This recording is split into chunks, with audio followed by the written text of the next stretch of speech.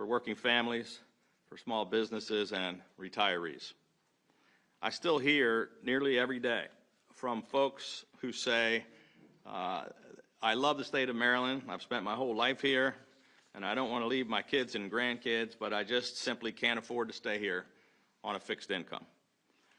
Just last week, one Marylander told our office, quote, a growing senior population means more commerce and more economic vitality and a bigger tax base to pay for more state services. I couldn't agree more.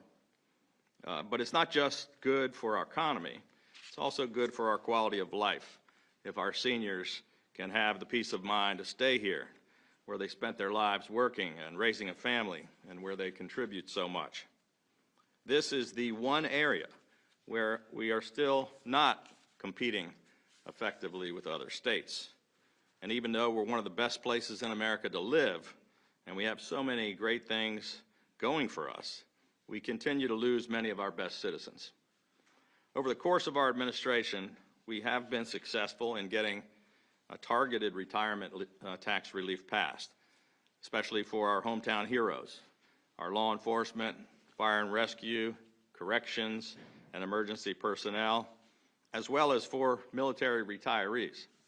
But that's not enough. Together with our friends in the legislature, we need to take bolder steps.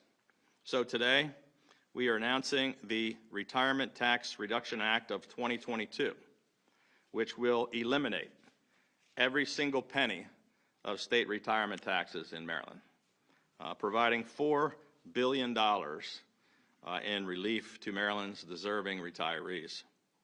Our proposal will be phased in over time, beginning right away. Eliminating retirement taxes is one of the most important things that we can do and something we've been trying to accomplish for 7 years. In the past, the legislature has failed to support critical relief for seniors, and each year when I've proposed it, they almost immediately reject it out of hand.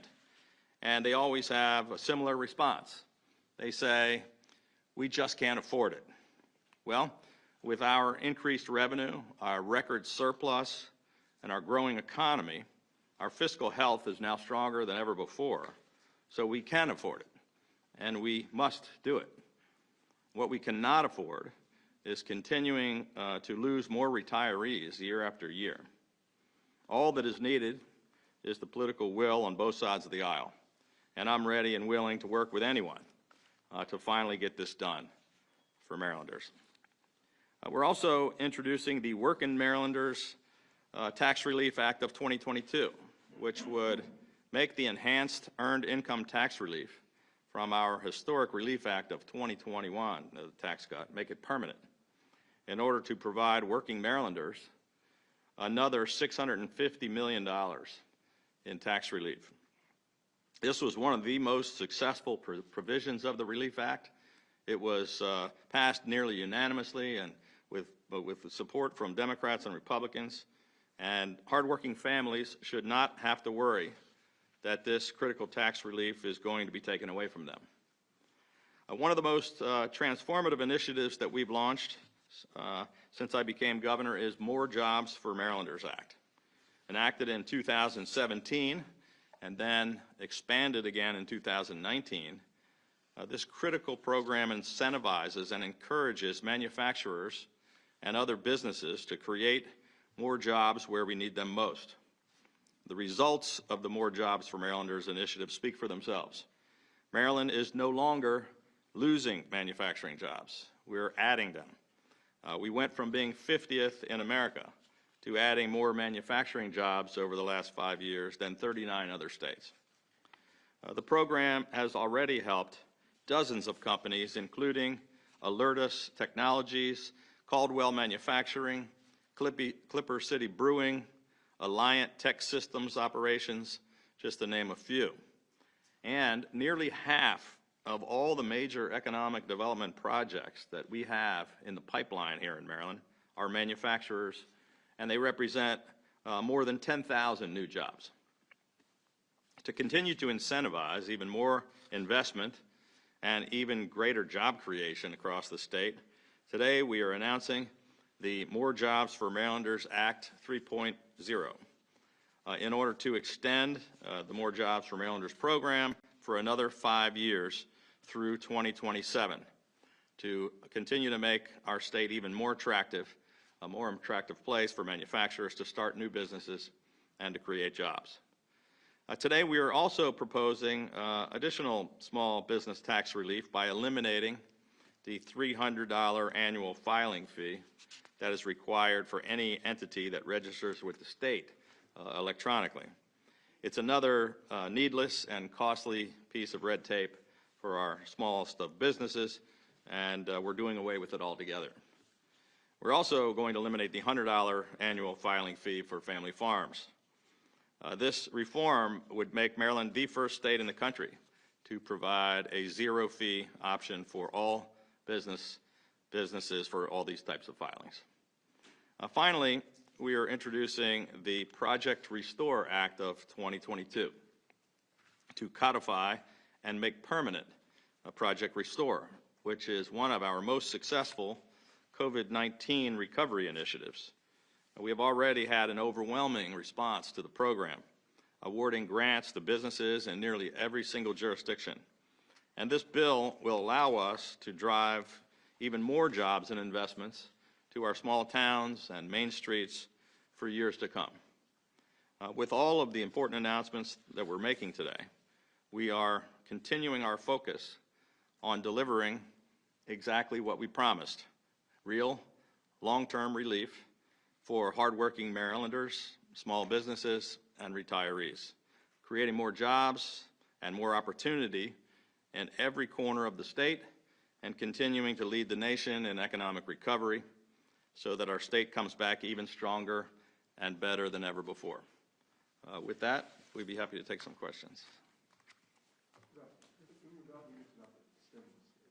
Probably heard some your colleagues on the other side of the aisle said, well, if you want to give relief, use some of the stimulus. Please respond. Well, that's exactly what we have been doing for 2 years, and that's the Relief Act that I introduced last year as emergency legislation, passed either unanimously or nearly unanimously with the help of my colleagues across the aisle. And what I announced today was expanding on the successes that we all achieved together by working in a bipartisan way. That was the largest tax cut in history, and now we're taking it to another level and helping even more people. Governor, while the state has an opportunity for the tax relief, is there a mechanism in place to keep it sustainable? Yeah, I mean, we're going to lay out our budget next week, but we can show going up for the next 5 years of projections that we're still have a surplus. So we do long-term budgeting, and all that's been taken into account, and we can afford to do it. I don't know if I mentioned this earlier, but when I was elected governor, we had a $5.6 billion structural deficit, and we now have a $2.5 billion surplus, and we're going to have one for the foreseeable future, unless we blow it by some of the increased mandated spending that some of our friends are trying to propose. Governor Hogan, in regards to the cyber incident at the Department of Health, how long will it take to bring any systems that are still down back online, and how is the state coordinating with local health agencies in its recovery? Yeah, it's a great question. This is something that we have a huge team of people inside and outside the state government working on day and night, 7 days a week. I receive briefings every day. We have provided 2 detailed briefings to the presiding officers of the legislature. We've provided detailed briefings to the Board of Public Works, both the treasurer and the comptroller, and we fully briefed our entire federal delegation on the status of this. I believe that the health department folks and some of the cyber experts may have more to say about that later this week. I can't share a lot more information or detail about it today because it's an ongoing federal investigation of criminal activity that I can't compromise. But I think we want to be as transparent as possible, but we also want to catch the bad guys. A lot of the work has already been done, but there is still more work to be done.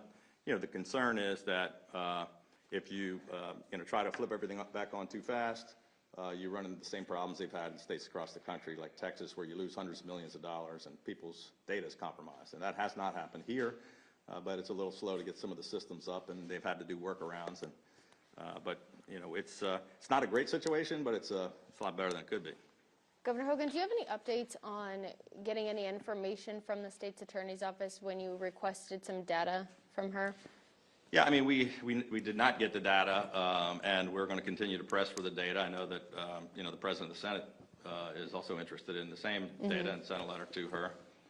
We're just trying to, you know, it should be basic information. We have it from almost everywhere else in the state.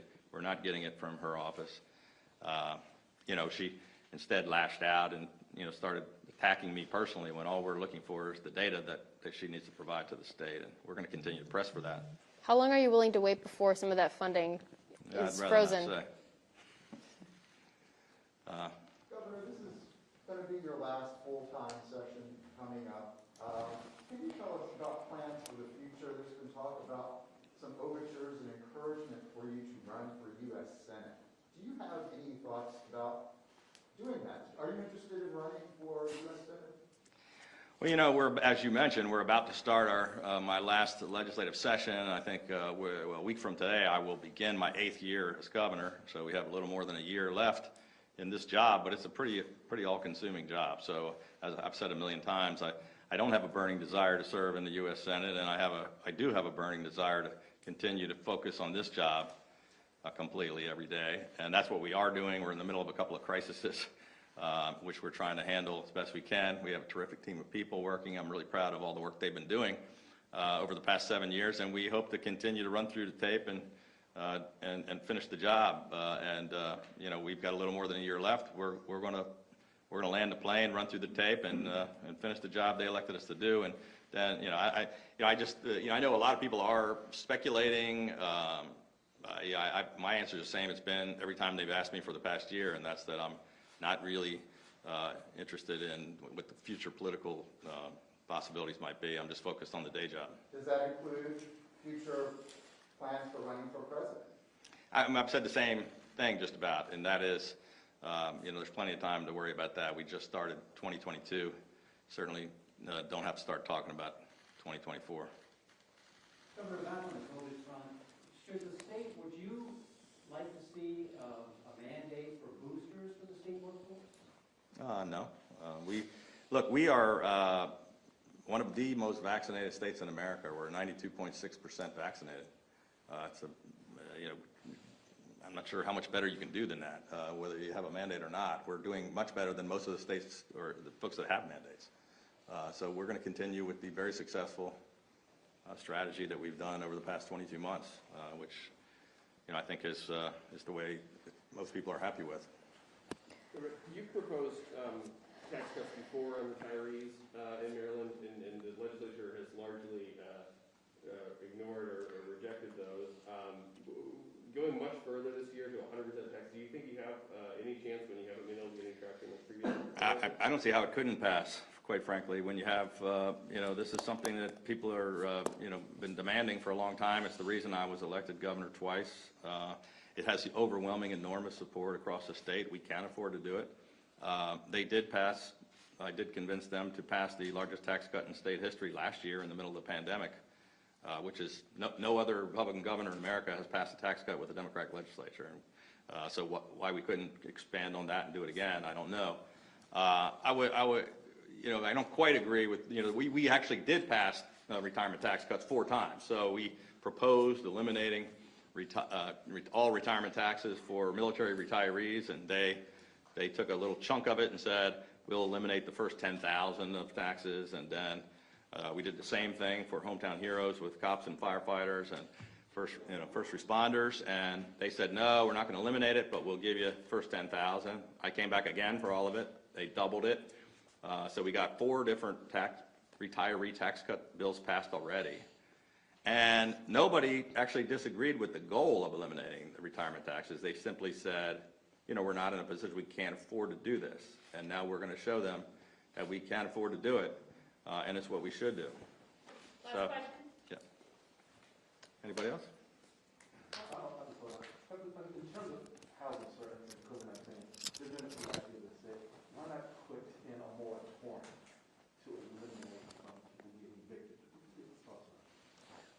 We did do that for a year and a half. We had a longer moratorium on evictions than 6 months longer than any other state, I think, in the country. We started it before the federal government provided it. But right now, our eviction problem is the lowest it's been ever, much lower than before the pandemic started. So, with all the relief that we've put out, it really is not as big of a problem as some of those advocates would lead you to believe. All right, thank you very much.